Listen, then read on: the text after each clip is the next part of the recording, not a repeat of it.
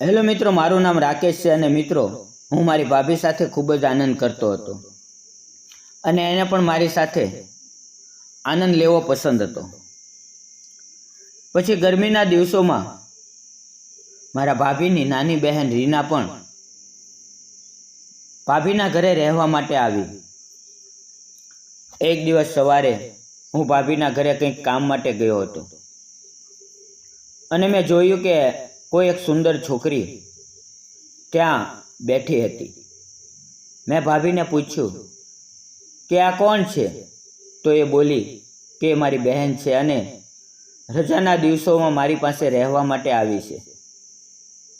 પછી 3 દિવસ પછી ભાભીના પતિ એટલે કે મારા ભાઈ કંઈક કામ માટે ટૂર પર જવાના હતા. એટલે ભાભીએ મને ઘરે બોલાવ્યો અને હું તેના ઘરે ગયો. ત્યારે ભાભીએ મને ચા નાસ્તા માટે પૂછ્યું તો મેં ના પાડી દીધી. પછી થોડી વારમાં ભાઈ આવ્યા અને મને કહ્યું કે હવે તારે જ આ બંનેની સંભાળવાના છે. આ બંનેનું ધ્યાન રાખવાનું છે અને દરેક કામ કરી દેવાનું છે. અને રીના મારી લાડકી સાવઈ છે તો તું તેનું ખાસ ધ્યાન રાખવાનું છે અને એને ક્યાંય બહાર ફરવા જવું હોય તો તેને ફરવા લઈ જજે. મેં મારું માથું હા કરીને હલાવ્યું. 2 દિવસ મારા કામમાં પડી ગયો. એટલે 2 દિવસ પછી મને ભાભીનો ફોન આવ્યો કે શું થયું, તું ઘરે આવતો કેમ નથી? શું મારાથી નારાજ છે કે?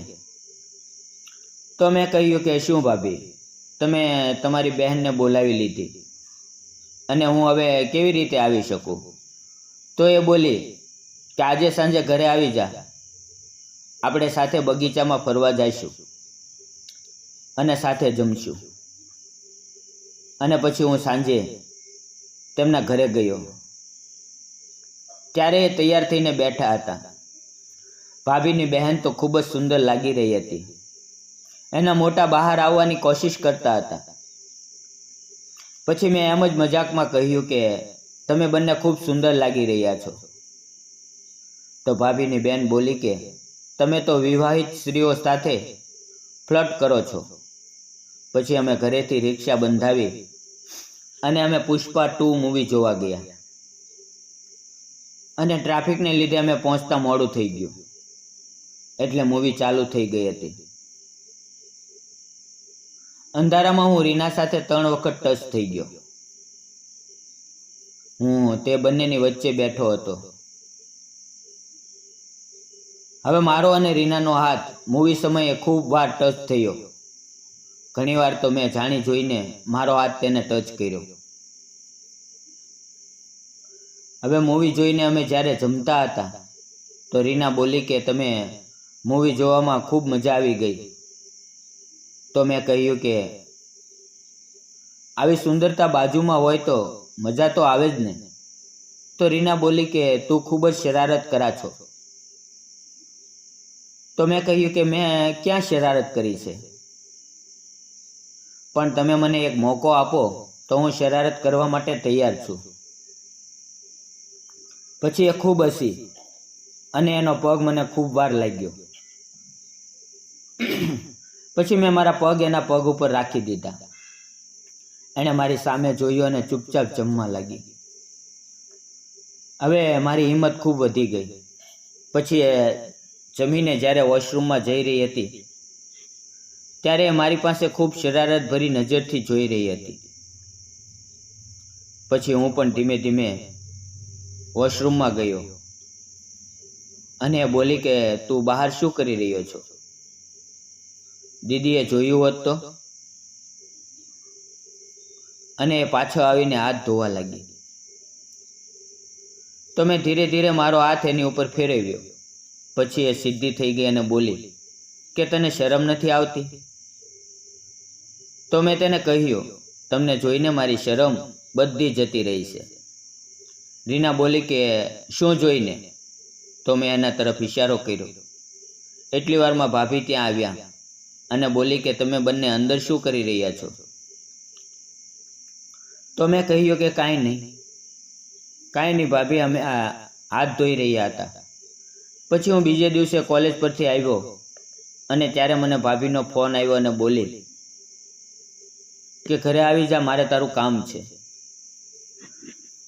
રીના ઘરે એકલી છે તો તું અહીં આવી જા. મેં કહ્યું કે ઠીક છે. અને હું ભાભીના ઘરે ગયો તો રીનાએ દરવાજો ખોલ્યો તો એ ટી શર્ટ અને શર્ટ પહેરીને ઊભી હતી. તો મેં તેને કહ્યું કે આજે તો તમે ખૂબ જ સુંદર લાગી રહ્યા છો. એટલી વારમાં ભાભી આવી અને મને કહ્યું કે મારે થોડું બેંકમાં કામ છે, એટલે હું બેંક ઉપર જાઉં છું અને હું 20 મિનિટમાં આવી જઈશ. તું ત્યાં સુધી અહીંયા રોકાઈ જા. અને એ નીકળી ગઈ. પછી મેં દરવાજો બંધ કર્યો અને સોફા પર ને જઈને બેસી ગયો. પછી રીના આવી અને મારી બાજુમાં આવીને બેસી ગઈ અને મને બોલી કે કાલે તે ખૂબ શરારત કરી હતી. મેં કહ્યું કે તમને જોઈને શરારત અજાણતા થઈ જાય છે. તો એ બોલી કે શું જોઈને? તો મેં કહ્યું કે તમારા જોઈને. એણે કહ્યું કે ક્યારે આવા જોયા છે? તો મેં કહ્યું કે અમારા નસીબમાં એવા કેવા? તો પછી બોલી કે કાલે તે મારી પીઠ ઉપર હાથ કેમ ફેરવ્યો હતો? તો મેં કહ્યું કે આવી સુંદર અને મોટી દુકાન સામે હોય તો કોઈ કેમ કંટ્રોલ કરી શકે? પછી તે શરમાઈ ગઈ અને બોલી કે બીજું શું છે, શું સારું છે મારી અંદર? તો મેં કહ્યું કે તમારા. એ શરમાઈ ગઈ અને બોલી કે તું ખૂબ શૈતાન છે. અને પછી મેં કહ્યું કે રીના મને એકવાર બતાવ. તો એ બોલી કે દીદી આવી જશે.